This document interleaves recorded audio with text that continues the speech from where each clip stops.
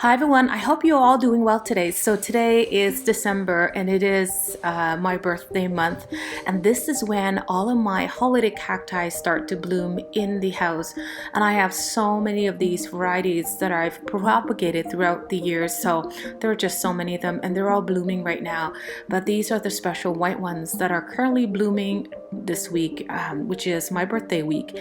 And so I thought I'll show you some of them and kind of talk to you about these, because I know in some parts of the world they are known as Thanksgiving cacti or even just holiday cacti, but in our part of the world they are sort of called Christmas cacti because they tend to bloom for us from November all the way until Christmas.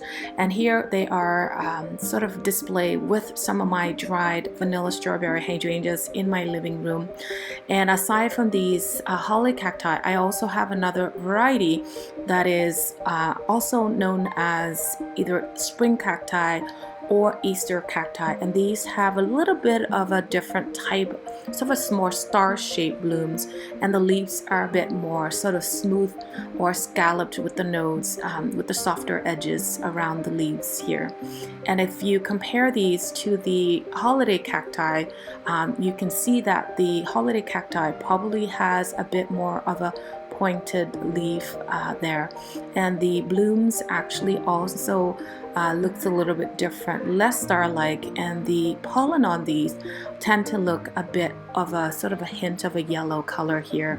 And again, these are the two most common variety of cacti plants that are sold in our area. So aren't they beautiful? And like I said, they bloom around my birthday, so sometimes I just call them my birthday plant because of the timing that they bloom.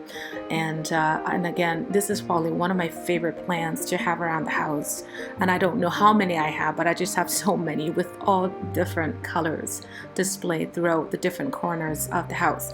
So let's just put this aside and let's get started with baking today.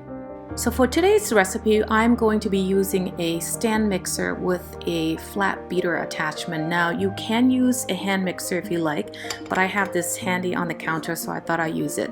So the first thing I'm going to add is I'm going to add in my unsalted butter at room temperature, my packed yellow sugar and granulated sugar to the bowl, and I'm going to attach my flat beater and I'm going to mix it on sort of speed 4, low to medium speed, for about a minute until the butter and the sugar all come together.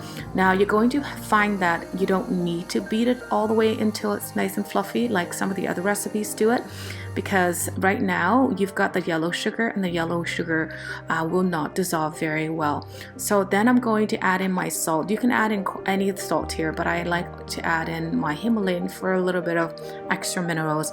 And then I also add in my 1 large egg that is at room temperature, and then I'm going to beat it for about 30 seconds or so until everything comes together.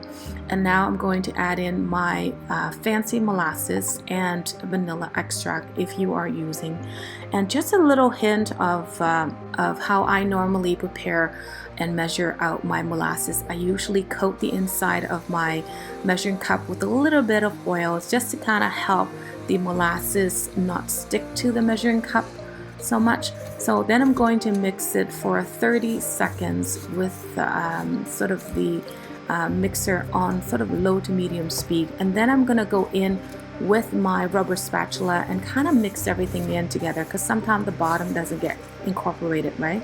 And then I'm gonna beat it for another 60 seconds until everything comes nicely together like what you're seeing here. And you can kind of see that the texture looks a bit more creamy and less grainy, which means that the sugar is well incorporated into the wet mixture. So now I'm going to turn that off and go ahead and prepare my dry ingredients. So now we're going to be mixing our dry ingredients on the side.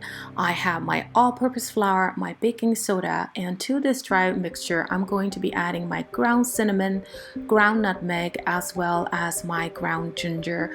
And we're going to take a fork and we're going to kind of mix it together until everything is incorporated. And if you have a sifter, you can do that as well, but I find that it's not necessary.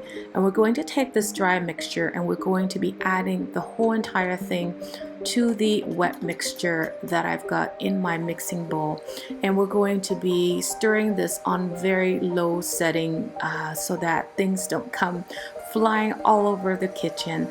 And again, I'm just gonna keep on stirring until everything comes together, and you're going to see that there's a little bit of dried flour unmixed on the side, but that's not going to be a problem because we're going to take a rubber spatula and we're going to clean the entire thing, and we're going to go and do one final mix to make sure everything is well incorporated and that nothing gets missed on the bottom of the bowl.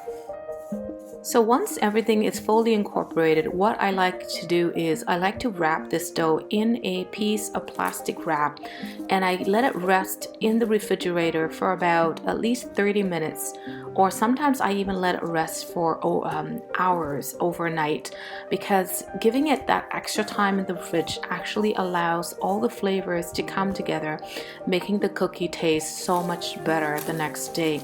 Now if you want, you can bake it the same day, or you could even freeze the entire dough in the freezer and take it out and bake it when you need it. Or you can even freeze the cookie dough as individual cookies and then bake it so that you have fresh cookies baked at any time that you like. So I have a batch that I already made last night, so I'm gonna bake them. So now I'm gonna preheat the oven to 350 degrees Fahrenheit, and here is half of a batch of the dough that I made last night.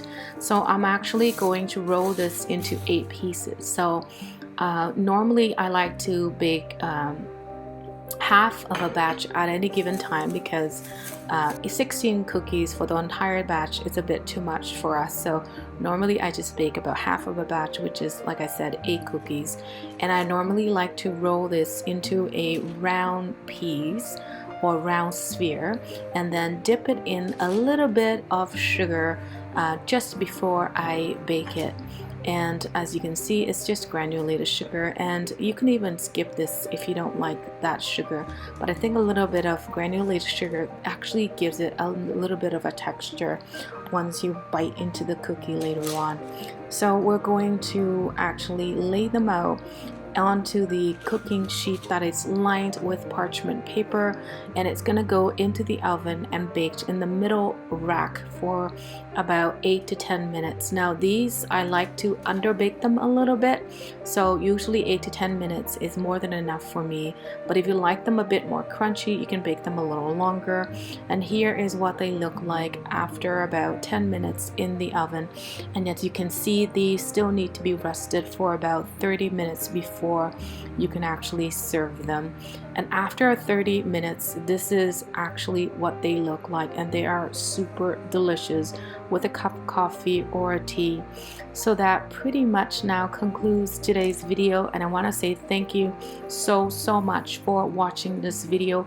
I hope you enjoy the video, and I hope to see you all next time. Have a wonderful day or night wherever you are in the world. Take care, and I will see you on the next video. Bye bye for now.